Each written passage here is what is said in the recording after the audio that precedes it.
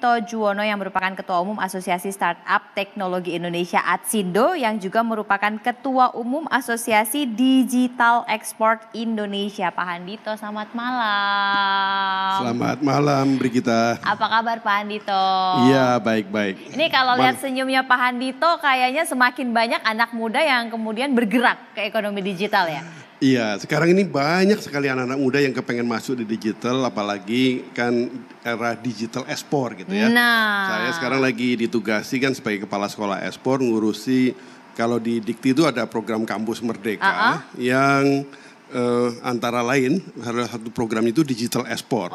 Wah, ini yang daftar langsung brek gitu banyak. Makanya kok senyumnya beda pemirsa. Jadi yang ikut di situ mahasiswa banyak kan mahasiswi tapi. Makanya makin seger ya Pak. Dan tentunya saya juga mau menyapa ada Mas Fitra Faisal, ekonom UI. Mas Fitra, apa kabar? Apa kabar Mbak Brigita? Nah, ini juga sangat spesifik ngurusin startup, ekonomi digital terus menerus. Dan kita juga masih menantikan sambungan dengan Mas Arya Sinulinga, staf sus dari Menteri BUMN.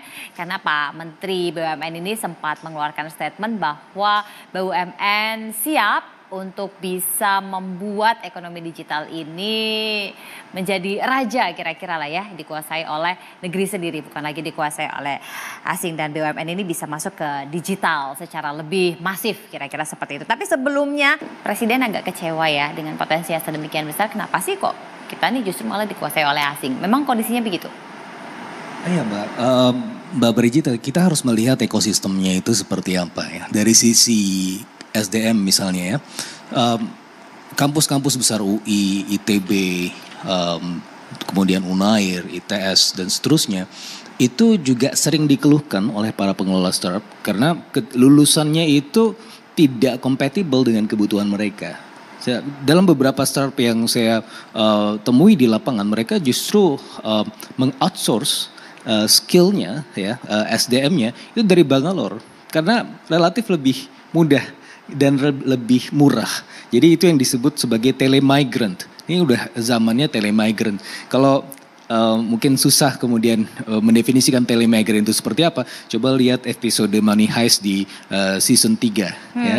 Itu dimana satu orang IT-nya itu kemudian digantikan oleh puluhan orang IT dari Pakistan, lebih murah dan lebih berkualitas. Itu yang terjadi sekarang. Kita mengalami semacam peningkatan permintaan, tetapi di sisi yang lain peningkatan permintaan itu tidak mampu kemudian untuk dipenuhi di dalam negeri.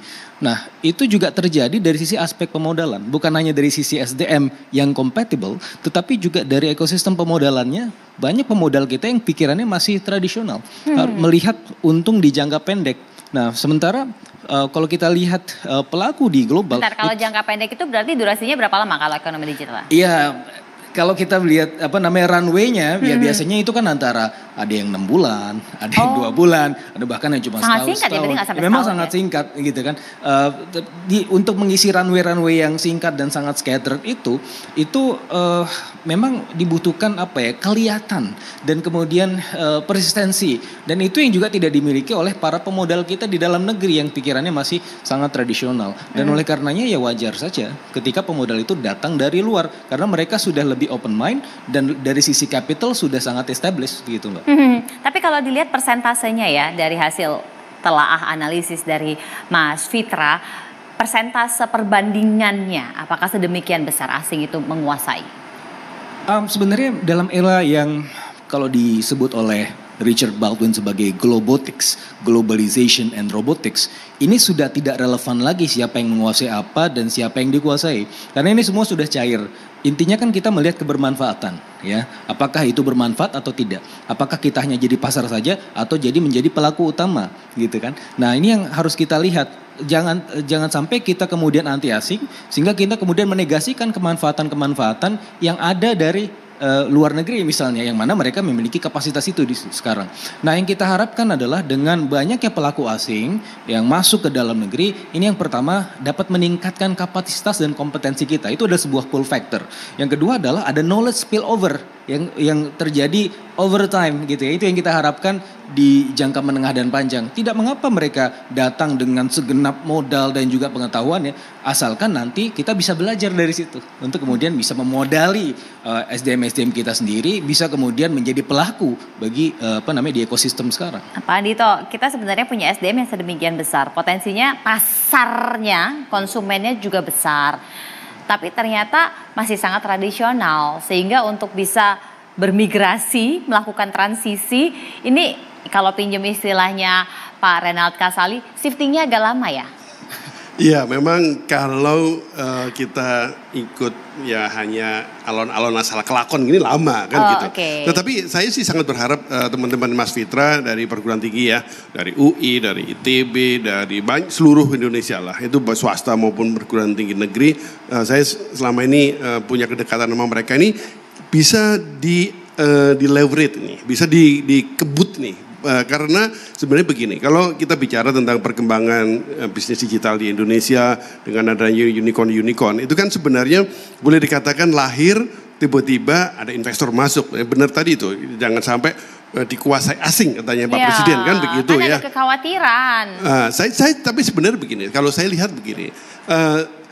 Ini tidak terhindarkan memang penguasaan asing, tetapi kalau bisa dikurangi. Jadi maksud saya begini, sebenarnya kalau kita bicara startup company itu kan saya melihat ada dua yang terpenting di sana. Model bisnis sama duitnya kan gitu. Nah model bisnis, teknologi itu menjadi enabler sebenarnya. Dalam banyak hal malah bisa dipinjam dulu gitu ya. Nah artinya kalau udah seperti ini, model bisnisnya ini kalau benar sudah bagus, sebenarnya mengundang investor lebih mudah. Nah investor itu kan selama ini kita benar Pak Presiden terlalu tergantung sama asing. Nah tapi juga anak-anak kita ini, tapi sekarang mudah-mudahan sudah mengalami perubahan karena pandemi. Kita ini anak-anak kita ini udah punya ide bagus, cepet-cepet dijual gitu, akhirnya dikuasai asing kan gitu. Nah ini yang harus diberesin ini, bisnis model ini yang harus diberesin, kita harus jaga. Gak perlu cita-cita jadi unicorn, cita-citanya jadi green corn aja gitu, jagung hijau kan bukannya kan gitu. Maksudnya bisnis itu harus tetap tumbuh. Bisnisnya harus tumbuh. Kalau bisnisnya tumbuh, ketergantungan sama investor sebenarnya nggak terlalu besar. Nah ini saya lihat setelah beberapa tahun ini, saya melihat di center-center di kampus terutama pusat-pusat pengembangan startup ini banyak yang sadar begitu. Nah ini intervensi negara dibutuhkan, intervensi pemerintah perlu masuk ke sana. Nah saya berharap banyak ini. Kan kita udah punya lembaga pembiayaan yang baru itu kan, apa namanya itu ya, kayaknya perlu promosi lebih kenceng lagi gitu ya. Nah ini harusnya bisa mendorong supaya ketergantungan sama investor asing agak berkurang. Gitu. Oke, jadi ada yang mesti dibedakan antara model bisnis dan tadi termasuk juga SDM-nya memang ada hal yang perlu dipisahkan sehingga mana dulu yang mau dibenahin. Tapi sebenarnya tantangan ini sudah ada strateginya. Nah bagaimana supaya strategi ini bisa dilakukan percepatan. Sesaat lagi kita juga akan masih menantikan ini Bang Arya Sinulinga, staf sus dari Menteri BUMN untuk bisa bergabung. Nah tadi disampaikan ada peran negara. Di mana kemudian BUMN bisa bergabung. Sesaat lagi tetap bersama kami.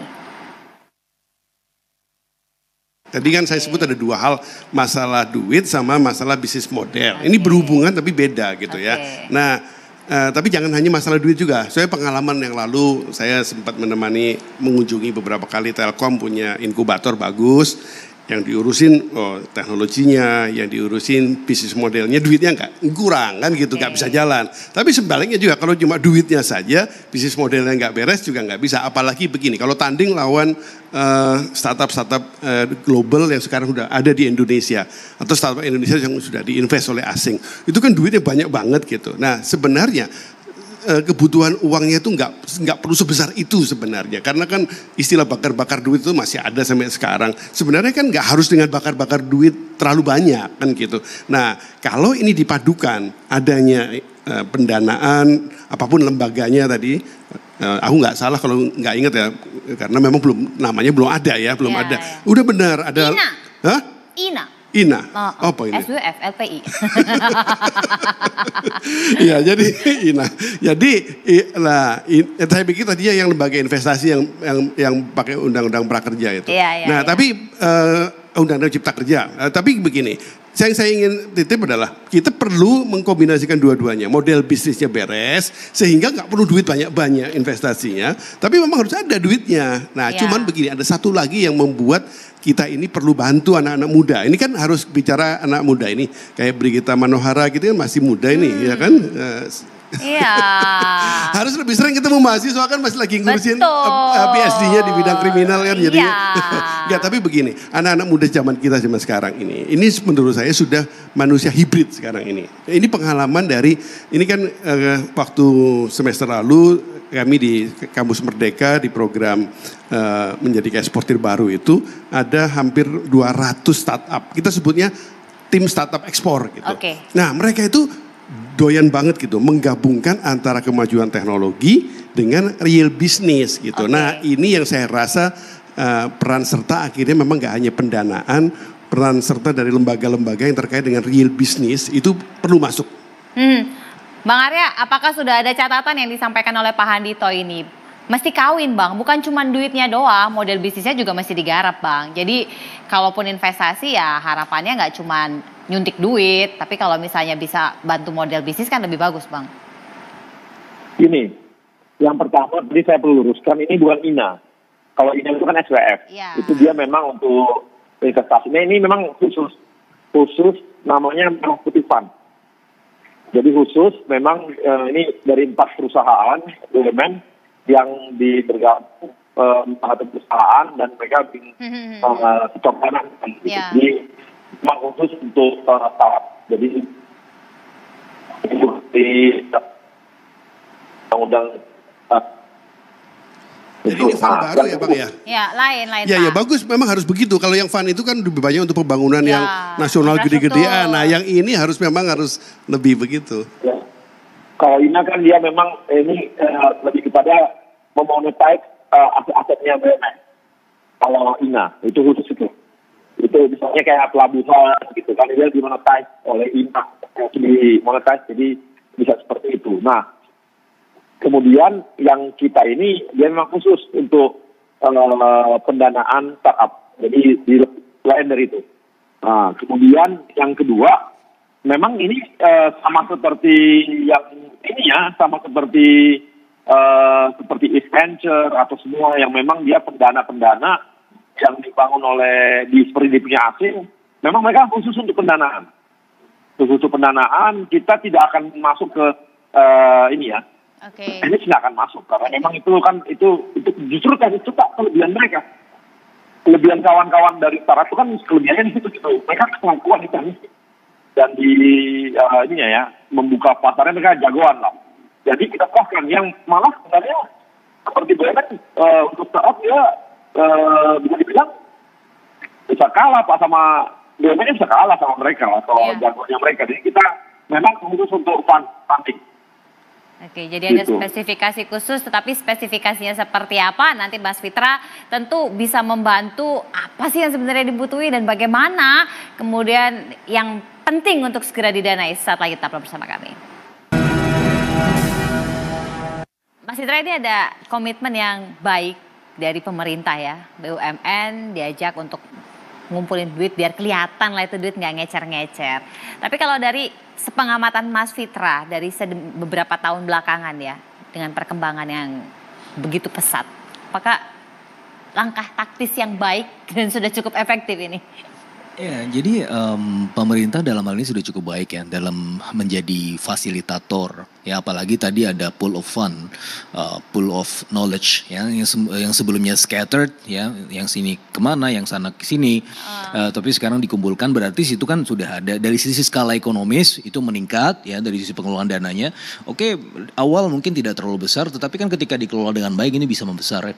Yang kedua juga kita melihat ada pool of knowledge ya. Selama ini aktor-aktor yang scattered di BUMN itu dikumpulkan jadi satu, jadi ada sharing knowledge di situ. Nah, cuma memang yang menjadi pelajaran penting dalam beberapa tahun terakhir adalah seringkali BUMN ini pendekatannya top down tanpa melihat realita di lapangan gitu. Nah, ini yang harus kita perhatikan betul. Jangan sampai kemudian itu merusak ekosistemnya. Alih-alih kemudian membantu ekosistem jadi merusak ekosistem. Nah, ini ekosistem digital maksudnya. Betul. Kita akan bicara ekosistem digital. Nah, oleh karenanya perlu adanya sebuah persinggungan kerjasama yang sifatnya lebih signifikan antara aktor. Di sini kita bicara mengenai quadruple helix ecosystem. Di sini ada pemerintah sebagai fasilitator, kemudian ada universitas tempat saya di UI misalnya, kemudian ada komunitasnya juga harus diajak ngomong ya. Dan ada industrinya gitu ya. Semua harus jadi satu dalam sebuah pool kolaborasi. Jadi ini adalah kolaborasi, bukan hanya kompetisi. Nah, seringkali BUMN, perilaku dari BUMN itu lebih meng-crowd out ya pelaku di sektor real. Nah, ini yang kita harus pindai dari jauh dan sedari awal supaya ini tidak terjadi. Ya, pendekatan-pendekatan top down yang maunya gua begini itu harus kemudian dihilangkan dan dihindari, harus lebih banyak berkecimpung dengan para aktor di lapangan. Nah, ini yang saya rasa perlu dilakukan. Tapi kan tadi clear disampaikan bahwa hanya invest money aja. Ya, tapi jadi kan harus ada knowledge, part yang disampaikan. harus ada know-how-nya juga. Tadi sudah dibicarakan mengenai bisnis model. Ya. Kita coba tanya Mas Arya. Ya. Harus ada keterikatan, persinggungan. Tapi kalau cuman invest saja, injek uang aja, maka tidak akan terjalin persinggungan itu, Mas Arya. Gini. Tadi saya perlu tambahkan juga ya, yang ada itu adalah Bank Mandiri juga ikutan, Bank BNI juga ikutan ya, ada beberapa ya yang masuk. Pertamina malah nggak ikut masuk, yang ada Telkom atau Telkomsel. Tapi gini, ini semua teman-teman yang masuk ini, yang bergabung ini adalah yang sudah selama ini juga udah ikutan gitu, sebagai funding gitu di startup-startup yang ada. Telkom dengan MDI-nya, Telkomsel juga begitu, kemudian Mandiri Capital juga ada, BRI Ventures juga ada. Jadi mereka ini selama ini sudah masuk dan ikut menggeluti dunia itu gitu. Jadi ini sebenarnya bukan dunia baru bagi anak-anak perusahaannya BUMN untuk masuk ke startup. Nah, tapi sekarang itu selama ini kan scatter dia. Makanya kita gabungkan. Jadi ini adalah pemain-pemainnya BUMN yang selama ini udah hidup juga sama mereka, masuk juga dalam ekosistem mereka gitu. Jadi sudah gabung juga dengan mereka, udah punya keterikatan dengan mereka, udah hidup bersama-sama dengan mereka. Nah, cuma selama ini kan sendiri ini. Makanya kita gabungkan. Dan yang ngelola pun bukan orang-orang baru juga. Ini adalah orang-orang yang selama ini juga sudah mengelola startup ini gitu.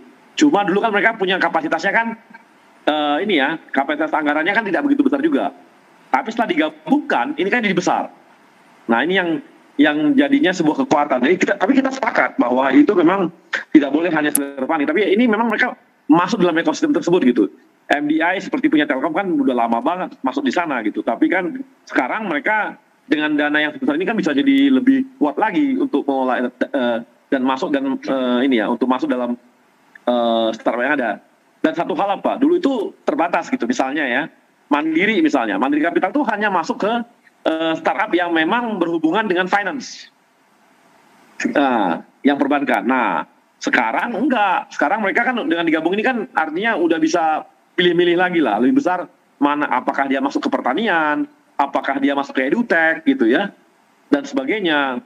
Dan ini yang akan lebih besar bisa dimasuki oleh kawan-kawan gitu. Jadi itu dia. Jadi kalau dulu mereka sangat terbatas, ya sekarang udah digabungkan seperti ini. Walaupun BUMN yang tadi itu Mandiri Capital dan kawan-kawan itu tetap juga mereka menangani juga hal-hal lain yang berhubungan dengan bisnis mereka untuk startupnya. Jadi nggak menutup juga mereka untuk bekerja sama dengan yang lain gitu. Gitu, Brigita. Sudah cukup efektif kalau Bang Fitra lihat. Ya, ini kan baru awal ya, tetapi dari cerita-cerita BUMN yang sebelumnya sebenarnya kita punya potensi kewaspadaan juga. Jangan sampai ini seperti tadi crowd out. Tapi justru ini potensial ya, karena tadi pool of fund, pool of knowledge dan seterusnya. Intinya adalah kolaborasi ya. Jangan sampai kemudian dalam ekosistem itu ada predator. Nah, ini yang harus kita perhatikan. Semuanya menunjang tersatu dengan yang lain. Tidak ada yang lebih dominan, tetapi saling berkolaborasi. Karena di sini ini kan eranya kolaborasi, bukan lagi kompetisi. Jadi BUMN dalam hal ini bisa juga bekerja sama dengan existing VCs misalnya ya, tidak perlu harus jauhan saya BUMN Anda siapa gitu. Nah, ini harus ada ekosistem itu yang saling bersinggungan, berkolaborasi. Karena faktor-faktor ini kalau terhubung itu akan menghasilkan resultante yang positif gitu kan, Mbak Brigita. Pak Andito melihat? Nah, aku ikut ini nih, quote-unquote nyerang Bang Arya nih, mendukung Mas Fitra. Tadi sebutnya ekosistem tadi, sebenarnya tadi Bang Arya sudah menyebut tadi. Ada MDI Telkom itu, Ya. punya pengalaman lama. Maksud saya gini, saya tadi ada mendapat kesan mudah-mudahan salah. Bang Arya mengatakan ini hanya mau konsentrasi di fundingnya. Nggak bisa kalau hanya di fundingnya doang. Karena justru ekosistem itu tadi yang katanya Mas Fitra tadi itu yang harus dibangun. Memang kita nggak perlu juga membangun ekosistem yang gede nanti nggak jadi-jadi juga. Tapi harus ada itu, paling sedikit yang ngurusin bisnis modelnya. Tadi MDI itu udah punya pengalaman bagus. Nah itu harusnya dimainkan di situ. Teman-teman yang sudah terbiasa ngurusin startup bisa juga dimainkan di situ. Maksudnya ini harus dirangkul gitu. Itu yang harus jangan hanya duitnya doang. Tapi apa problemnya untuk bisa membuat kita punya unicorn baru? Karena memang kan bisnis digital ini kan butuh endurance, butuh fokus. Ini kata yang barusan WhatsApp. Manusianya, Okay. Manuhara. Jadi Adaptability-nya berarti iya, jadi memang harus mau nggak mau. Ini memang sudah benar lah mendirikan lembaga untuk fundnya ini benar gitu ya. Lembaga pengembangan itu kan bisa dimasukkan di situ lembaga konsultannya gitu ya. Tetapi ujung-ujungnya adalah pelakunya memang. Nah, ini saya rasa memang mau nggak mau perlu bicara dengan sumber-sumber startup. Kita nggak boleh hanya scatter aja memanfaatkan, ada startup di sana masuk, harus di-develop. Nah, tadi istilahnya Brigita Manohara, ya di-planning gitu, direncanakan. Nah, ini harus dibuat memang pusat-pusat pertumbuhan dan kembali kampus itu. Sekarang ada program matching fund di Kampus Merdeka. Ini bisa masukin ke sana. Coba kita tanya, ada rencana ke sana nggak Bang Arya? Oh ada. Kita kan makanya ini kan Merah Putih Fund ini kan kerjasamanya dengan banyak pihak ya. Dengan Kemen. Daripada kita bikin yang baru dan itu sudah ada gitu, dan sudah diemong oleh kampusnya. Ini kalau dimasukin sama dana ini luar biasa Bang. Ya. Jadi Bang kami akan ini loh Bang, kita akan rally ke daerah-daerah nih, ke kampus-kampus. Ya, betul. Mantap. Jadi kita akan rally Bang. Jadi kerjasamanya kita ajak Kemendiknas untuk masuk ke sana, kita gabung sama mereka juga. Kita akan rally Bang, ke kampus-kampus Bang sama mereka. Bang Arya, ini ada contoh bagus yang terjadi beberapa minggu yang lalu. Kami kumpul di kantor pos Solo. Kantor pos kan BUMN gitu ya. Kumpul di situ, ada puluhan tim startup ekspor. Karena dirutnya juga bekas Telkom, jadi pasti paham. Iya, jadi ada beberapa tim startup ekspor kumpul di sana. Kemudian ada diresmikan program kolaborasi waktu itu. Ini yang produsen-produsen yang eksportir. Kemudian ketemu sama Postpay di situ, ketemu sama ada B-Market di sana, sama kantor pos di sana. Dan ini sudah terrealisasi kemarin ini. Akhirnya kolaborasi itu. Anak-anak ini, tim startup ekspor ini kemudian mempunyai produk-produk yang untuk diekspor yang dijalankan lewat B-Market, pendanaannya lewat membayarannya lewat Postpay, dikirimnya lewat kantor pos, diresmikan oleh Menteri Dirjen Dikti ya beberapa hari yang lalu. Nah ini kalau kemudian yang namanya fund ini bisa masuk ke sana, wah ini langsung cepat muncul ini Bang. Saya lihat ini potensinya bagus, ini luar biasa. Ini ada barang-barang konkret ini Bang Arya. Iya barang konkret. Apakah ini nanti juga akan masuk yang dalam kategori pendanaan lembaga baru ini Bang? Iya, gini yang pasti startup kan mereka kan punya kriteria ya. Karena nah ini yang perlu disosialisasi Bang, kriteria yang bagaimana kemudian yang akan mendapatkan funding dari lembaga ini? Ada konsultannya kita lah, kita pasti punya konsultan ya, yang memang baik konsultan finance-nya pasti ada, konsultan teknologi juga pasti ada gitu ya, semua gabung gitu ya. Ini akan menjadi sebagai pembaca yang mana yang akan diambil itu mereka akan masuk ke sana gitu. Jadi kita juga tidak bisa juga jor-joran semua, nggak bisa juga, itu nggak benar juga. Makanya akan perusahaannya akan didampingi oleh konsultan-konsultan juga gitu. Yeah. Nanti mereka yang punya acuan-acuan gitu. Berarti belum ada spesifikasi mana sih yang mau difokuskan untuk didorong, untuk didukung, misalnya yang khusus spesifik ekspor atau yang khusus spesifik apa, belum ada ya Bang?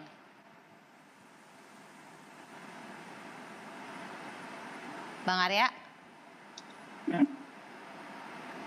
Baik, sepertinya Itu kalau masih ada belum problem. ada itu nitip itu yang startup yang orientasi ekspor perlu didorong ini Bang Arya.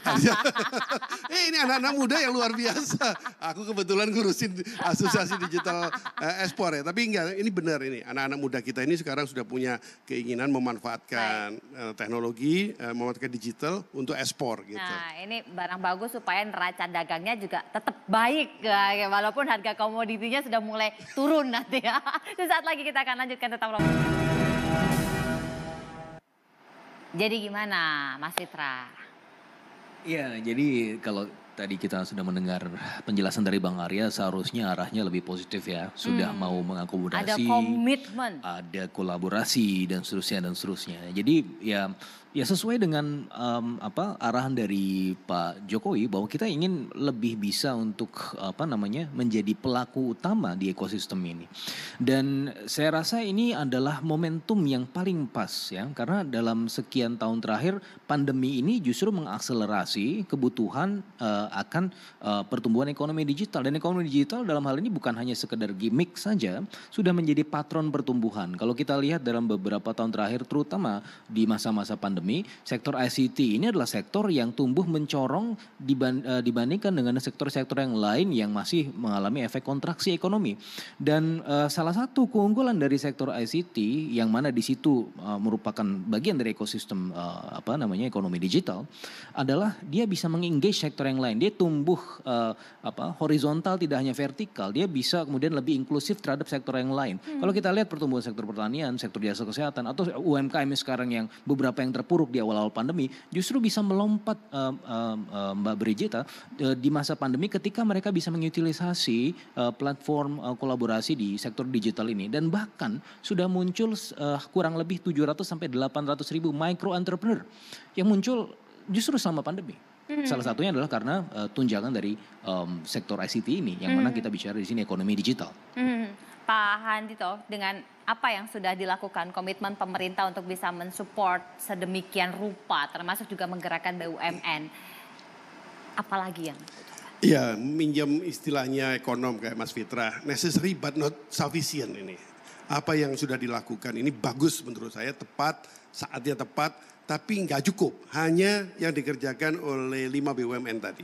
Kita perlu create lahirnya lagi seperti ini yang lebih banyak lagi, baik itu di kalangan BUMN sudah ada, di kalangan swasta, bahkan di kalangan di beberapa pemerintah daerah dan beberapa investor dalam negeri, orang-orang kaya Indonesia kan sudah mulai juga tergerak gitu ya. Nah, kalau ini banyak, maka apa yang diharapkan oleh Pak Presiden bisa tercapai, bahwa kita ini ekonomi digital jangan dikuasai asing, artinya kita memperkuat kemampuan dalam negeri. Jadi terima kasih nih kalau Kementerian BUMN sudah menginisiasi, tapi nggak cukup ya hanya dari Kementerian BUMN. Tapi apakah akan ada BUMN lain Mas Arya yang dilibatkan dalam tanda petik supaya fundnya ini makin besar dan ya makin banyak yang bisa ditolong?